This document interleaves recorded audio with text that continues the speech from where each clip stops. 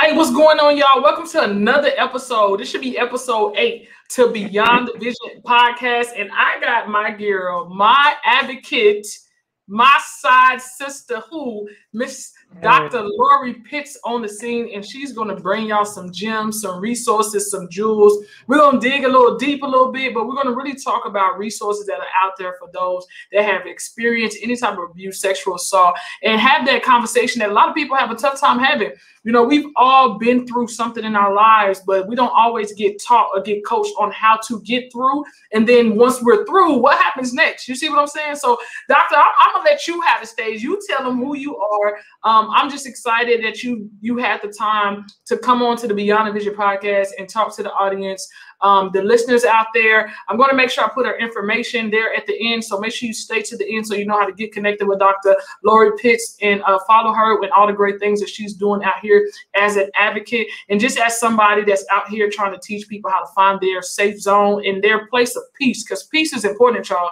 Peace is important. No matter how you got to get it, you better find it. I don't care who is disrupting the peace. They got to go because you got to find your peace. So go ahead, Doctor. Go ahead. Tell them who you are. Tell them a little bit about yourself.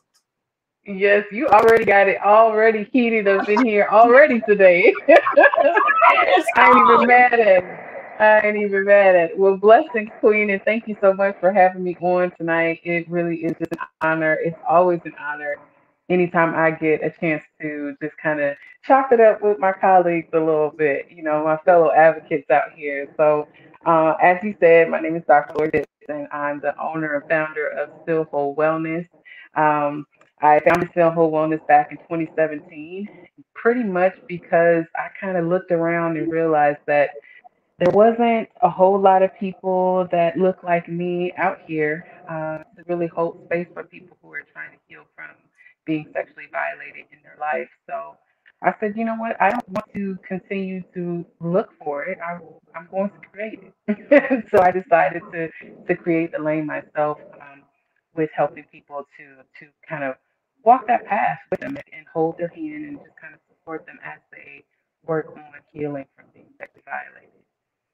Well, and I think that's super dope that people hear exactly what you said when you talk about that you looked for something that didn't really exist and decided to create it. I think so many times Hmm. we can get in a place and be like, well, I didn't get help, or there's no this. There's always a need that needs to be met. And even when that need can be met, sometimes it's us walking in obedience to make sure that need gets met by somebody else.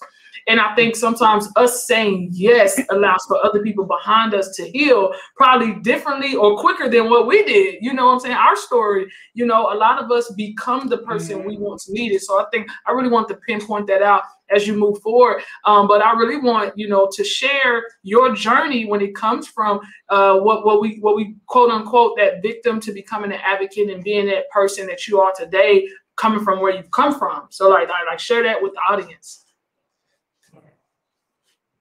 Absolutely. And that is really is a very important piece of, you know, being very conscious about moving from the victim seat to the advocacy seat. I want to say somewhere around 2016, 2015, I heard a gentleman that I've followed for years. His name is Ralph Smart. Some of you who are listening may have heard of Ralph Smart. He is, kind of like a self-help guru, um, very big on YouTube. And he said something one day as I was listening to one of his podcasts that really just stuck with me. And he said that it's our business, it's our duty to create more, just as much as we take. So in other words, we're all out here, we're receiving all this wisdom, all this knowledge from these different platforms, different books, different venues. And he was encouraging us to create and not just be a taker, not just be a taker. And so that's one of the things that kind of motivated me to really walk this journey and to move from the victim seat to the advocacy seat. So I myself am a three times, so I have to stop saying that because I recently, within the past year, I want to say, I remembered a new violation from younger than the first one that I initially remembered. So I am a four-time survivor of sexual assault trauma, and it beginning very, very early in my life, at probably about the age of four, the first time I can recall being touched and fondled. And it just very much a very hurtful road, very, very painful road, of course. Like I said, it started as young as age of 4. Um, uh, Violation from a couple of different family members. When I was a teenager, gang rapes near my home from some young men that went to school with me. And so just a lot of years there of just a lot of trauma and just things that really were never dealt with. I'm sure you probably hear it all the time, as an advocate that, sometimes in the African American community, reporting sexual assault is not really something that you do. Our parents and grandparents, they were sexually assaulted, in their past as well, but very much sweeping things under the rug. You don't talk about that, because so and so touched you, you don't mention that. And so that's where I come from. I come from, we gonna talk about it here in the house and kind of let you heal here in the house, but anything outside of these 4 walls, no one needs to know about what happened to you. And that was very challenging because it was like, while you're telling me that it's not my fault, then being told, but don't tell anybody, then kind of sends a bit of a different message. And so it took me a very long time. I want to say I was in my early 30s before I really realized, okay, it's time for me to like really, really get serious about healing from this and being able to hold space for other people that have walked this path as well. I want to say probably when my eldest daughter was probably around 6, maybe 6 or 7, I was just like, okay, I'm kind of noticing that some of my own trauma, some of my own junk, as I like to call it, I'm passing that on to her. I'm kind of, transferring that on to her, primarily in the way of fear. She was very, very, I mean, this child was like afraid of dirt. You know what I mean? Very, very fearful.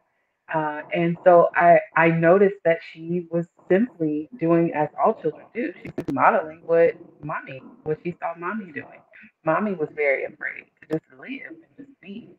And so once I started kind of picking up on that, that was when the game just really changed for me. And it went from me kind of passively doing some things to heal to being very, very intentional, like I said, and making sure that, I had to kind of do some reparenting, as I call it, and go back and reteach some things and just show her something different. I had to give her something else to follow.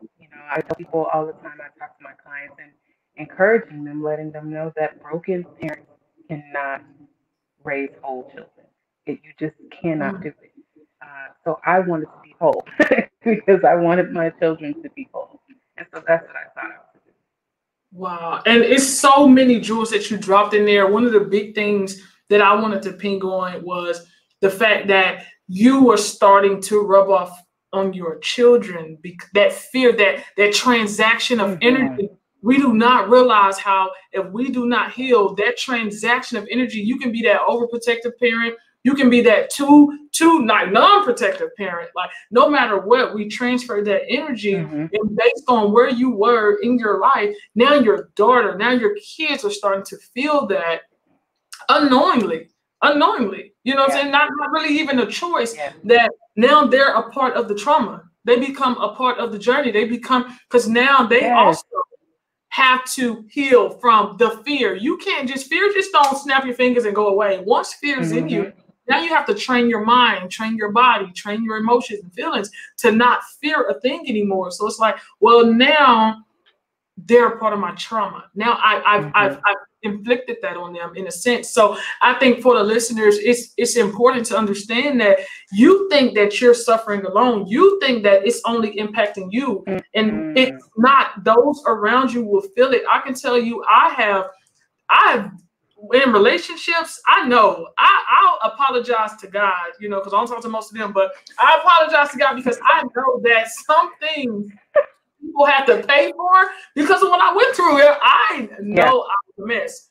I know, like, some of my friends, like, not wanting people too close, watching, you just get that, like, very observative, very analytical, You do not play about your safe place and zone. And I think it's so important that you mentioned that, because not a lot of people will express how what they're going through impacts others, especially your children, especially those things. And if people don't catch that, now the child grows into adult and be like, well, where did I learn this from?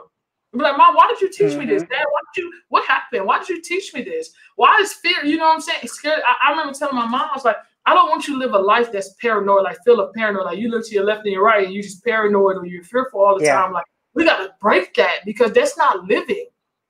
Being in fear, it's not living, but it's something that we have to work on and that we have to break, and it takes time. You're absolutely right. And they were definitely living the trauma with me. And it was like so long before I even realized what was happening. And it definitely was being transferred onto her. And, you know, we hear this all the time. You said something really key there a moment ago. Um, you said that people, you know, parents might just kind of describe themselves as being overprotective. And sometimes when we really do the work and really kind of start getting to the root of things, we realize that I'm just an overprotective parent is really just some unresolved trauma that needs to be healed. You know, so it really has been very much a balancing act for me of making sure that I'm being aware of what is going on in the world. You know, the fact that we do have people who are human trafficking and things like this, being very cognizant of those types of things, but not taking it overboard, and making sure that when certain things arise in my life, that it's not coming from a fear base, a fear foundation, and making sure that it's very much coming from love for myself, love for other people, and coming from that space and that energy. So I had to very much go back and kind of reteach my daughters that, and be very open and very transparent with them, you know, along the journey as I started to kind of figure things out and realize, okay, so mommy messed up here. Okay, so let's address that. Okay, now mommy realizes that maybe we need to do some more teaching and some more understanding over here, and then going back and doing that as well. That is that's really what this is about. And I believe that my children are the better for it. I believe that they have a better understanding of life, and most importantly, a better understanding of me. I want my kids to know me. I want them to understand who I am as a person and how I came to be who I am. And unfortunately, my trauma, you know, my experiences with sexual assault has played a part there. And so I don't hide it from them. I don't shield them from it. I'm very open with them about it and talk to them about it so that they can understand. I think it's important. And I think that's super dope, because I remember talking to my mom at some point. I'm like, Mom, you know, because in our culture, we're taught to be strong. We're taught that, you know, not crying, not showing signs of weakness. Like, that's just the culture. And it has put us under so much oppression in teaching us how to suppress our emotions, that we only know how to respond to anger. You know what I mean? We took us so long to not even respond in anger. But I remember having a conversation with Mom, like, Mom, I never seen you really like cry. I didn't know I could cry. I didn't know that it was okay. I didn't know what being vulnerable in some of those things, that if I could just know how to express, understand it's okay to express. And not saying my mom didn't, you know, let us like cry, you know what I mean? Of course you have that, like, you know, I'm gonna give you something to cry for because you want to cry before you get a whooping because you done messed up. I'm gonna give you something to cry, like, no, not that, like, Mom, okay, I'm not gonna cry no more. Don't hit me. So it was just that point of like feeling that when I cry, it's in a form of expression and release. And when I'm vulnerable, that is okay. That doesn't mean I'm weak. And I think as a victim, as you heal and you turn into that victor and that survivor, you get into that place of understanding that it's okay to own my pain. It's okay to own that experience, but own your part when it comes to your emotions. Don't own what happened, because that's not yours. Yes. You know what I mean? Like literally saying this part, it's not mine, but I can own my emotions from it. I can say this is how I feel about it. I can say these are the struggles and the challenges in my life based on what I experienced. But I think I think it's amazing that you allow your children to be a part of your healing process. A lot of people can't have those conversations because they're scared to have those conversations. but it's happening. You don't know what Mm-hmm. type of journey or what, with education and the society, children are introduced to so many things. The best way to do it is to learn it from the household inside the four walls. They really, really are. They really are. And so my thing is this. I'm not an arrogant parent. I talk about this in my intentional parenting course. I'm not an arrogant parent. I don't parent from ego. And what that basically means is that I understand that my children are going to learn things from other places. They're not everything that they learn is going to come from me, and nor do I need for it to come from me. It shouldn't come all from me because I want them to understand other people's perspectives, other people's journeys, other people's pains, so that they can be sensitive to those kinds of things and aware.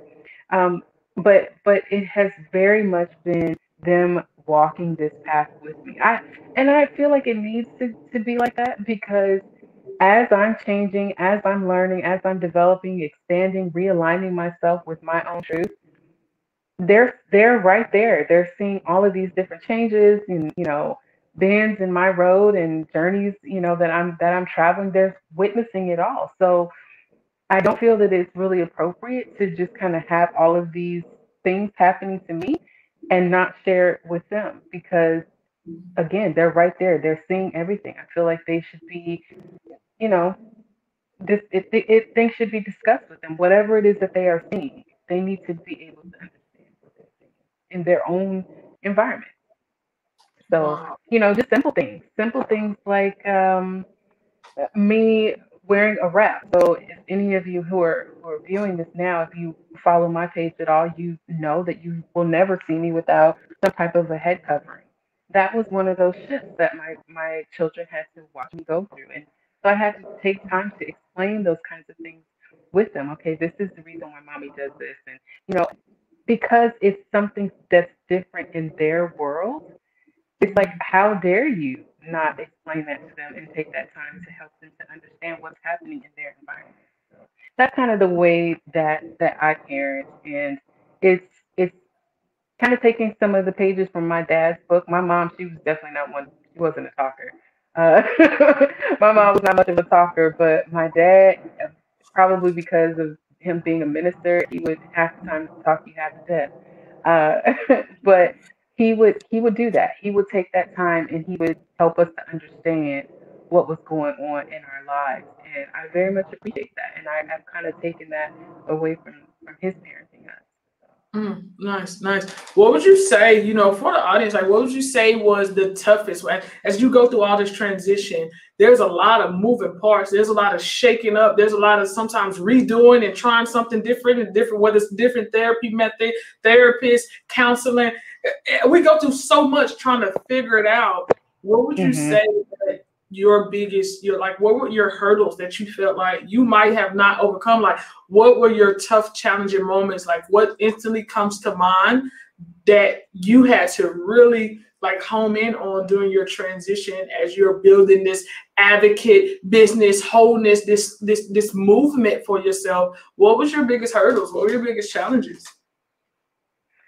Ooh, so there have definitely been many, but I would have to say that the first one was just clearing this throat chakra. So I coach from a very holistic place, so coaching with me, you're going to learn about your chakras, and we're going to talk about the different spiritual components to your healing. And for me, it was clearing this throat chakra, and what that basically means is just being able to use my voice and realizing that I had one, realizing that what I had to say was important simply because it was a story that was all my own.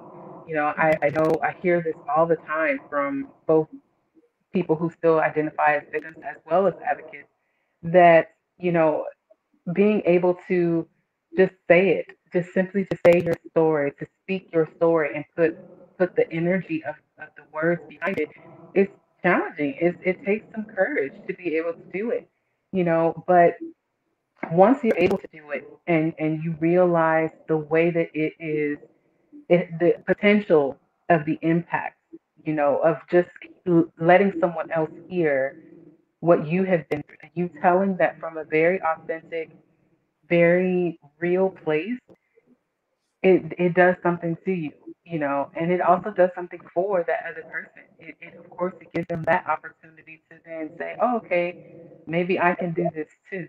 So definitely just being able to find my voice and to use it and to know that I have something different and special to say. If there's, we could both be survivors, but my story is going to be different from your story. My story is going to resonate with someone in a way that maybe yours wouldn't, you know. And so just being able to stand in that and know that, that has been a very, very big trigger for me, or sorry, a big hurdle for me to overcome.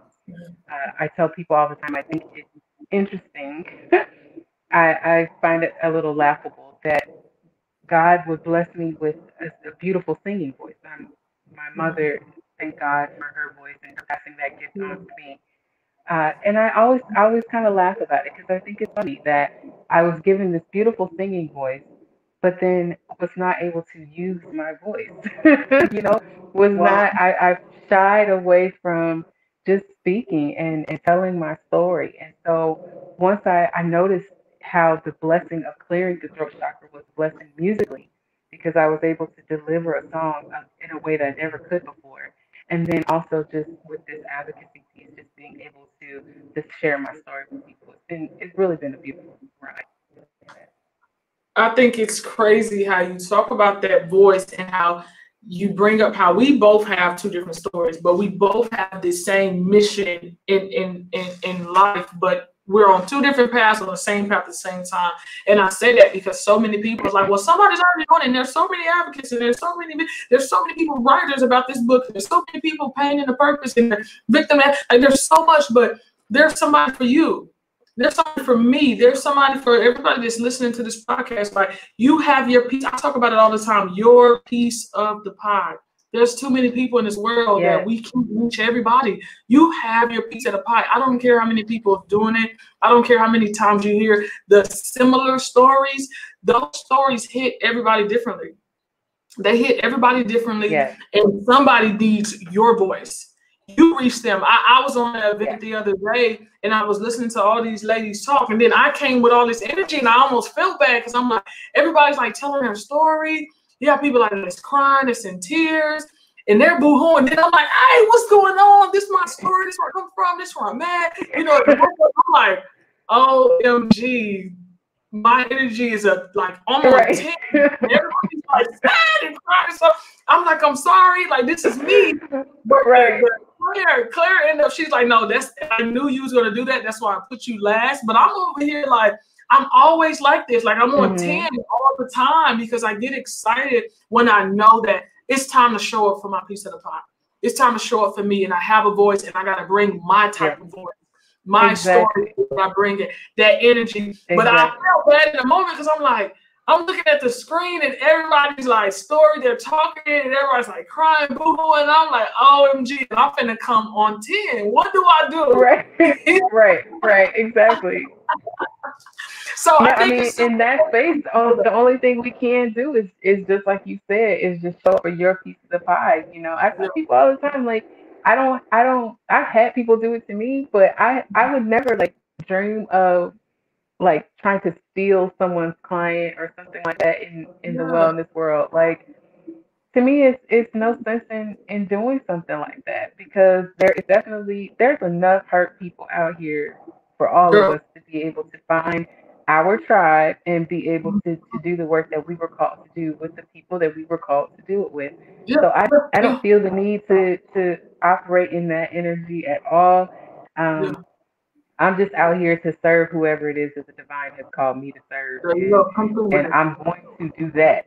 Whoever that is, I'm going to do that. I'm going to. She is doing it. Okay, and I love that because so many people feel. And I've had people ask me, like, you have other coaches on your podcast and in my group, and I'm like, yeah, why not? Because like, one, we are a community together. We are advocates. We are coaches. We have entrepreneurs. You have so many titles. This is the hat that we usually wear, but it breaks down to so much that collectively we can bounce our ideas off of each other. We bounce our stories off of each other. It's certain things that people made me realize about myself, listening to them, interviewing them, hearing them, go look it up and research and be like, that's me too. Wow. Right, right. That part. And there's so much strength, within the community. It's like, why would you want to block yourself from getting that support and getting that strength? Before we came on, we were talking about some of the other ladies who are doing it real big out here in the advocacy world. Vanessa Gaitan and Suzanne Zaza, those ladies right there, like I look up to those women. I just welcome any kind of conversation and exchange that I can have with them because I know when I go to them, I know they're going to give me the real. They're going to give me some lovely little nuggets of wisdom that I'll be able to carry with me to expand myself. So. And I ain't gonna lie, I don't get nervous about nobody because I'll be like, listen, I'm gonna show up and I'm gonna bring me and I'm gonna give you all I got. That's all I can do for you is give you all I got. Okay. Well, Vanessa the other day, Ann had linked us. I think she linked me with her and Suzanne. They was like, yeah, let's get on the phone. And I'm looking, I'm like, these ladies is in the game. Like, okay, what I need to pack in a tool bag? Like, what I need to get on? And I got on the phone with Vanessa and it was so exactly, right? And she was like, yeah, girl, I'm tired. I done coach, I done flew. She's I done such a sweetheart. and training. It's just like, you looking like I'm on the phone with the GOAT. I'm on the phone with a GOAT. And you get so excited. Exactly. I think I was talking to one lady. She's like, I've been speaking since 1999. And I'm like, you've been speaking since 1999. You're still pressing. You're still going. Even though we haven't had the policies in place, the METOO wasn't even around yet. You've been talking for years. Like, some of us don't realize that we got to start talking now because years later, people are going to thank us for speaking the way we're speaking. People are going to thank you for starting your business. They're going to thank you for talking about wholeness. They're going to thank you for talking about peace because people don't realize that it's the lineage, it's the generational wealth that we talk about internally and emotionally and spiritually that carries. I was talking to my sister and I was like, when you think about our great grandparents, like, who are they? And I was like, we don't have much to say about them because there was nothing left to remember them by. And it's like when you start thinking about when people remember you, like what are they gonna remember you by? Their legacy, not because you made a big, huge investment or you left them with houses and real estate and commercial, whatever the case, but it's like when you think about the healing, the impact in the world of creating peace and spiritual growth in a place where you find a peaceful, a peaceful aura about yourself or even in your environment, that's going to stick. Because my nieces and nephews won't know how to sit in silence if they're going through pain. But they see that, Auntie, I'm going to be a voice. You have a voice. Anybody do anything that you feel like something not right, holler, scream, yell, call me. I'm going to pull up. Best believe it. You know what I mean? Believe it. You better believe it. Yeah. My 4-year-old niece. My 4-year-old niece, I'm already like just low key teaching her how to meditate. Like, just look, all this hollering and screaming. Look, Auntie's nerve can't do that, baby. I can't do it. So we gonna learn how to breathe. We're gonna do some breath work. When you are upset, we're gonna inhale in the nose and let it out the mouth. And so we're already kind of walking that path. But you know what it is? What it is I look backwards. Just as you mentioned just a moment ago, I look backwards and I'm like, dude, we've got 4 generations that we know of all of the eldest girls being sexually assaulted for 4 generations. So you're absolutely right. Like I just kind of said, okay, enough is enough. We're going to change the game here. We're not going to have another generation of this madness. And I believe that a big part of why it's continued to happen is very much that generational piece that you were mentioning earlier and that cultural piece where we just stay silent, and it's your fault and just all of the everything, the ugliness that goes along with all of that. And so I just decided this is it. It stops with me. We won't have another generation like that. And not just that, but I wanted to make sure when we talk about legacy, I wanted to make sure that my legacy for one is love. I want to, if I were to leave here today that is the one thing that I want to be remembered for, is that I'm a person who is loving. You are going to experience love when you come this way. Okay? So that's Come on, number one. somebody. Come That on, somebody. that's Come number one. on, And somebody. then Yes. two, being one that has the tools for you to love on yourself. So when we talk about things like meditation and other self-care practices, I I don't see that in my family. If there are people that are doing it, they're not talking to me about it. So I am kind of the oddball where I do talk about meditation. I do talk about, crystals and saging and all of the things that to the black and brown community now seem weird. But when we really do your research, you find that these are tools that our ancestors have been using for generations. But bringing that to the present in order to be able to heal us now. One of the best pieces of advice that I feel like I have given to my children, and I tell them this: if I don't teach you anything else, if you never learn anything else from me, get this: the pain that you are experiencing now, whether it be from me, from daddy, from your siblings, from auntie and them, cousins and them, whatever pain it is that you are dealing with now, don't wait 20 years to go to counseling to try to fix it. Do Yeah. something about it now. Talk Yeah. about it now. Let's meditate about it now. Let's pray about it now. Let's do some Reiki healings to clear the energy now. Don't sit for 20 something years in pain. Yeah. When you are cognizant of the pain right now today. Mhm. I feel like if I don't teach them little boogers nothing else, I feel Yeah. like that's a gem right there that should carry them pretty far. It's that right now fix. Please come on, somebody. It's that right now for me. Because I Yes, think if yes. people don't realize that that Mm-mm. suppression you build. And I was telling somebody I'm writing my third book called Unmasked, and I'm really showing how along my journey, every time I added a piece to the mask, all the layers, everything from school, from mom and dad, from Yeah. everything. I'm literally going back and just like Mm-hmm. building it up so you can see that you think just when you start talking that it's over. It just started. When you start talking about it, Mm-hmm. your healing journey Yeah. just starts. Now you got to dig. Now you got to uncover. Now you got to reveal. Now you got Yeah. to work with some things. The challenges come. It's so much when you start talking and you start moving and you start revealing the things in you that you didn't even know about yourself. You didn't even realize. And I tell people Yeah. all the time, I thought you take the mask off. That joker got layers. It got pieces. So many Mm-hmm. things you like. I was dealing with the rejection, abandonment. So many things get caught up with suppression and not dealing with your emotions that you're like, this problem not even mine. I built this. I built this issue. Yes. I built this problem. I added this to myself. This came just from the trauma. I built this. Yes. A whole other person. Now you got to go dig through all these brick walls and all these puzzle pieces just to find who you truly are. Just to find Mm-hmm. when you wait for I so many years. I take clients through that process, through that Mm, very process of, and it's a challenging piece of the pie because you having to sit and own the piece of the trauma that you added, the piece that you contributed to. Oh, baby, that's not an easy People don't session to take that. have, but it's one that is very necessary. It's one that, but hey, but like I said, when you come to me, you're gonna get that love, you're gonna get that Yeah, real yeah. too. You So gonna I'm get gonna that. help You gonna take get you that through work, what's y'all. real. I'm gonna say it. I'm gonna say it for you. Gonna get that work. Yes, Lord. I think in the spiritual realm they call it the shadow work. We're Come we're on, gonna shadow. dig Come on deep and now, we're gonna figure this shadow. stuff out. Yeah, Yeah, yeah. And yeah. I really want to I want to kind of tip over a little bit and say, now that people, we spent this first part kind of really talking about your journey, what you've been through, and now you're giving back to your community and being who you are with Still Whole Wellness.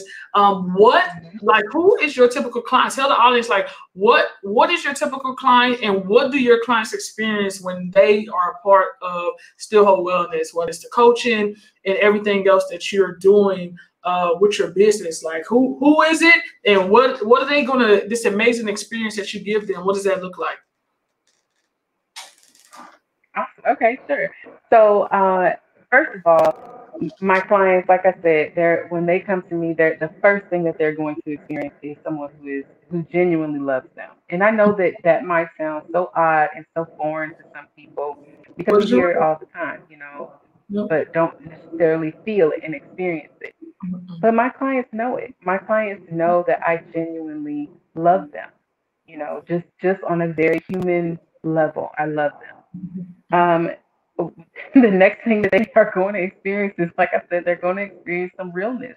I I like what I do because I get to heal pieces of myself at the same time. And I think that's one of the things that kind of connects me with clients, and why our sessions are, as I call them, juicy.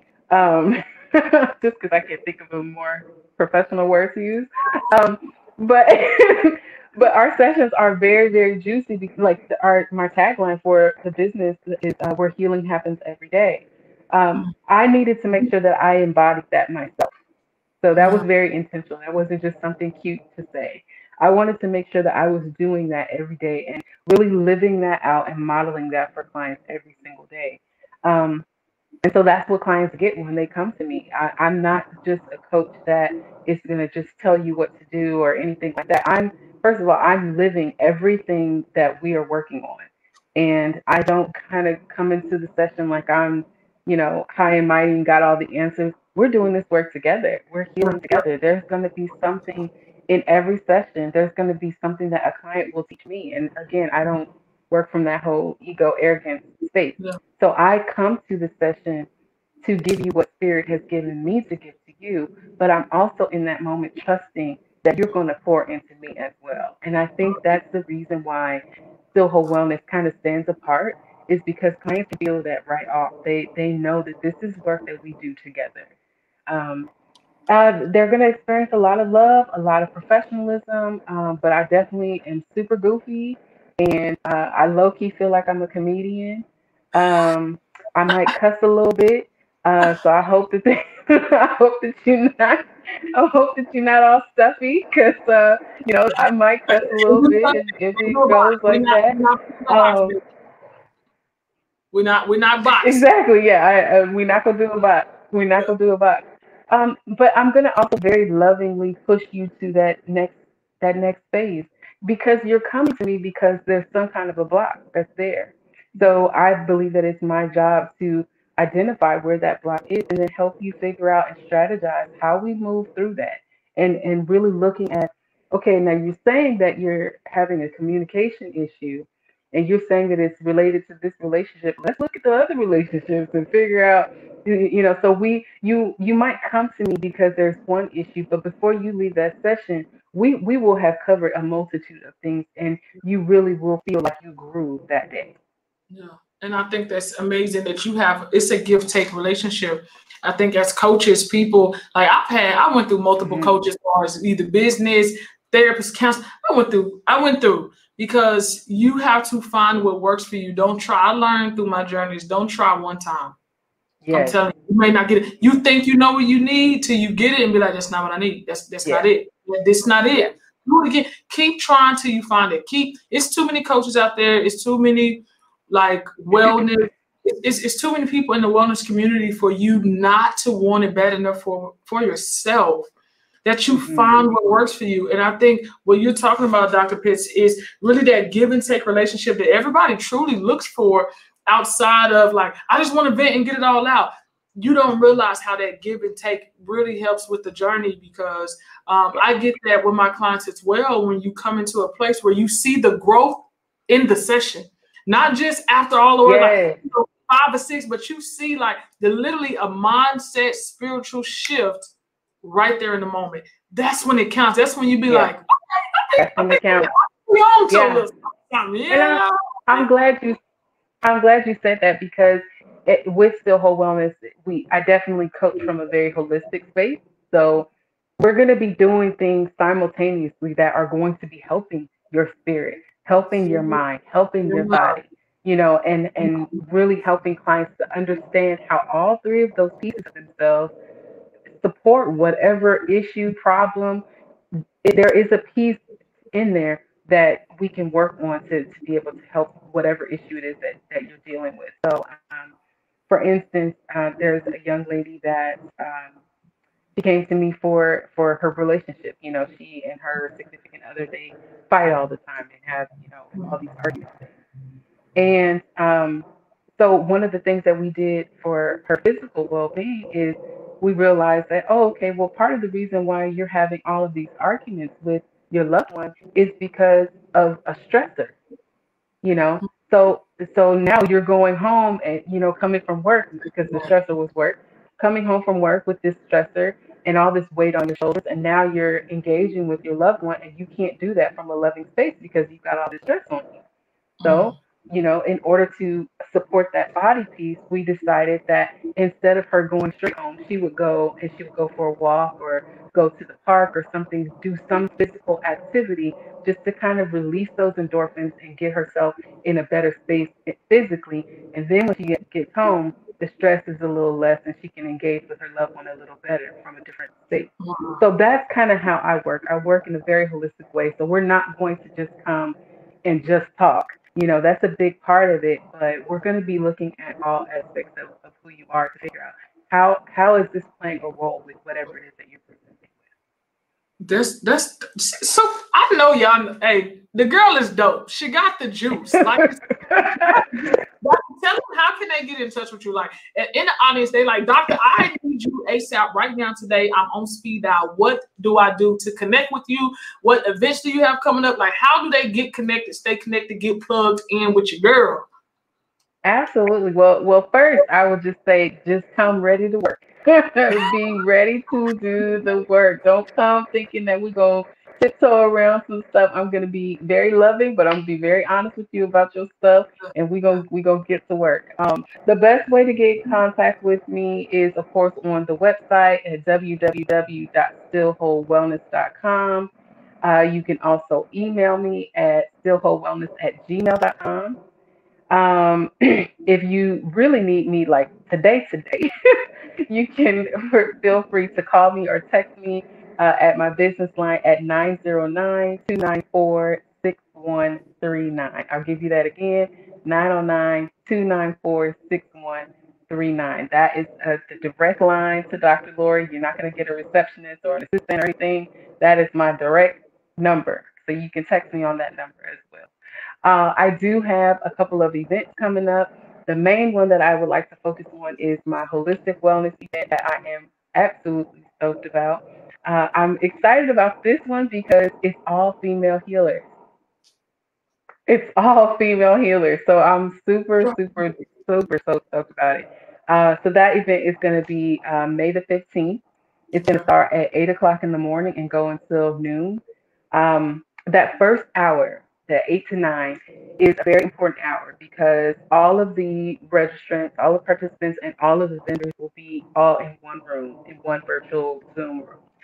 So that is an opportunity for the registrants to be able to ask any question that they want to any of the vendors, and just to be able just to kind of feel each other out and get a sense for the services that they all provide.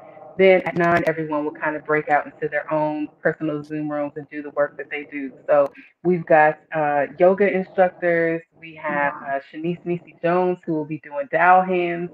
I myself, I'll be doing some Reiki sessions and many life coaching sessions. We have an amazing, amazing psychic, Cheryl Anderson. We've got a couple of TED Talks with Coach Lisha. Who else do we have? Oh, Crystal. Crystal Healing Arts is going to be our intuitive for the day. So she's going to kind of hold that space for us. So, I mean, it really is just an amazing event. And a lot of the sessions are free. And if they're not free, the vendors have been so kind to cut their prices significantly. So if it's something that you're like kind of curious about, but you didn't really want to spend a whole lot of money on to figure out if you like it, this is definitely the event to kind of try things out.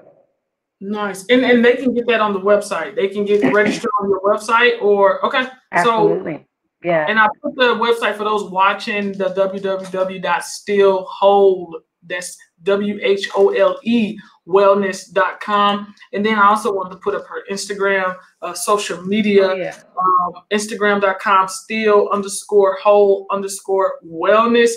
Put that up there on all social media platforms. Dr. Pitts, like May 15th, y'all, May 15th, get on the website and register. I know the event is going to be kicking. You put all the people in the room to really just get you mentally, spiritually, and emotionally well. Yes. Everybody wants that. Everybody wants a lot of things in life, but one thing we all want in common is peace, y'all. We all want peace. We all want healing. We want deliverance. We want just a sanctuary within ourselves that really keeps us humble, have that humility. We talk about meekness. We talk about goodness. We talk about all the fruits of the spirit. And in order to get those things, we have to heal. And so, Doctor, I really just thank you for coming and spending that time with us, teaching us about what you do and how you're giving back to you. Of course, you give it back to you, and I think it's so important that we all have a voice. If you didn't get anything outside of this, it's love heals all things, for real, for real. You want somebody that's gonna coach you, walk you, talk you, that's going to love on you. Two, that everybody has a voice, but you have to identify your voice and use your voice for betterment. You have to. And then three, we all have something to heal from, because if we don't heal, somebody else is going to be impacted by the unhealing, and you become a victim from a victim. You see what I'm saying? Every victims are usually victims of victims. You start victimizing because you're still victimized. And if we do not course correct, then somebody else is going to be a result of our pain, just like we was a result probably of somebody else's pain. All right. So I love it. Doctor, you got any last words before we wrap this thing up that you want to tell the audience about you, girl? Sure. I guess I will. The most recent conversation podcast that I've been on, I've been ending with something that my mom left me with, and that is to leave people better than you found them. Wow. Leave people better than you found them. And if you can do that, if you can just keep that on your heart at all times, there's nothing that you want that won't come from you. So leave people better than you found them. Awesome, awesome. Thank you so much. Again, y'all holler at Dr. Lori Pitts on all social media. Get on the website. Get registered for her event May 15th. Book her as a coach, y'all. Do what y'all have to do for yourselves. It is a great investment if you're invested in yourself. You have to be willing to do the work, because she's going to be real and honest with you. Another, like I said, this is another banger on the Beyond the Vision podcast, y'all. Make sure y'all subscribe if you're watching on YouTube. Make sure you like and share it if you're on any other podcast platforms, y'all. And until next time, keep going beyond the vision, because what you see right now is not permanent. It's just where you are in this season in your life. So keep eating, keep seeing, and